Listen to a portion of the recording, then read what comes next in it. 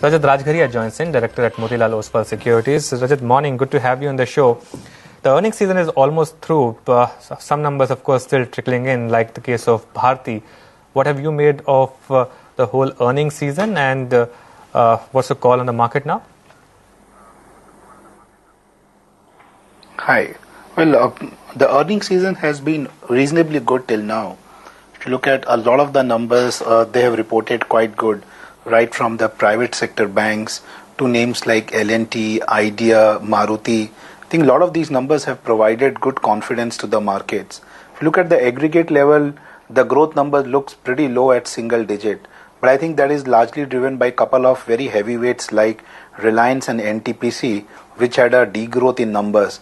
If you were to exclude these two names itself, I think the Sensex companies that have reported till now will show a 15% plus growth. So yes, the aggregate numbers looks quite muted, but I think the breadth of the earnings momentum has been fairly strong, at least in the large caps till now.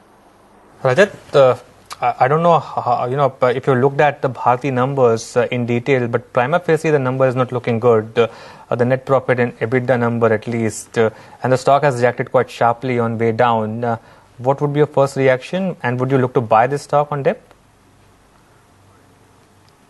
Well, I'm just been hearing the numbers on your channel only, but prima facie it looks like that the disappointment has come from the India business. So we'll have to see through the numbers, see through the details, hear the management today on the call. But yes, this is a disappointing number. After what Idea reported, the expectations were generally raised. So this number is not going to do any good to the stock. So you will definitely see correction happening here.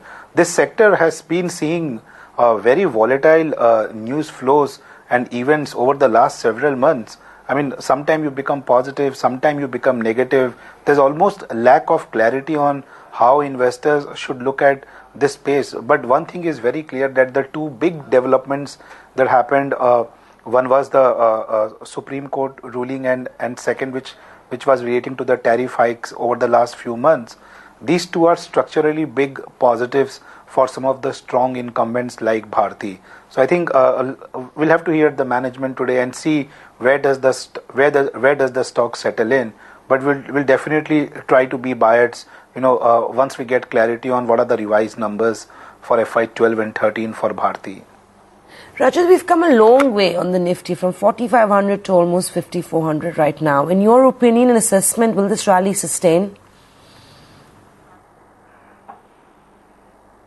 Well, I hope it sustains, because this rally sustaining is what most of the market participants want, because 2011 has been a terrible year. From the beginning to the end of the year, we saw markets drifting down, and you got almost every bad news that could have taken the markets down. Markets had to face that. At least the beginning to 2012 has been not positive, but hugely positive, because at one hand, while the markets are up 15%, I think there are significant sections of the market which are up 25% plus. So at least this kind of a rally does bring interest back into the market. And please note that next 1 month is going to be very eventful month, because besides the resolution on the Europe problem, you will have the election clarity and the budget which is going to be put. And these two are going to be the events which a lot of the big global investors are going to look forward to. I think budget will decide how much this rally has room to move up further. Till then, the market should hopefully be in a reasonably good momentum. We think markets may remain here at these levels for another a couple of weeks, but you will see a lot of stock-specific activity happening across the markets. Rajat, any indication that gives you the conviction to say that the bear market phase that started in November 2010, which ran up to December 2011, is over? So there is any reason or any fears that we could retest our lows again? Well, I don't think we are going to retest those lows again, because two fundamental difference which has happened right now. First, last year throughout the year, we were in a monetary tightening cycle. This year we will be in a monetary easing cycle. So at the margin, even a small change in interest rate creates an disproportionate increase in the value of equities. And this year we will see, as interest rates come down, value of equities will go up. That's one. Second, I think as far as political stroke economic reforms are concerned, we are now at a period where this year things will move forward, because last year we saw a lot of things which got jammed. But this year, at least since the beginning, you have been seeing a lot of noises, confidence coming back, that at least the PMO is getting quite active. Things are happening on the coal blocks. There have been power tariff hikes which have happened at the state electricity levels. Banks are almost going through the peak of their stress levels on the asset quality. I think these levels will peak out by March. So that there are a lot of indicators which indicate that the stress levels are peaking out. Monetary easing has just begun. These two things in together I think will make sure that markets remain good this year.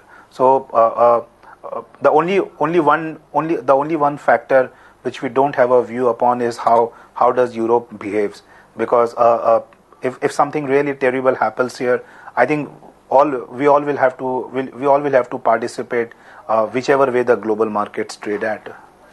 Rajat, a couple of stocks which have surprised many investors this year: Tata Motors and Maruti. I mean, Maruti of course had problems last year, but in terms of stock performance, it's been quite good this year. And we have seen in general some interest coming back to four-wheelers vis-a-vis two-wheelers. Do you think that dichotomy will continue for some more time and the four-wheelers will correct the underperformance of 2011? Oh yes, I think Maruti will continue to drive the outperformance in the market, because again last year all the three things went wrong for Maruti: volumes, margins and valuations. This year in the latest quarter they did guided that margins have bottomed. We saw Jan month volumes again being quite reasonably good, and valuations, some of these stocks have a lot of cyclicality in their valuations. When earnings goes up by 25%, valuations go up another 25%. And that basically drives a 50% return into the stock. I think we are at the beginning of an upgrade cycle as far as Maruti is concerned. Today, already the street is at 70 rupees. But please note that at the beginning of FY12, the consensus street numbers for Maruti were 90 to 100, which got brought down to 50.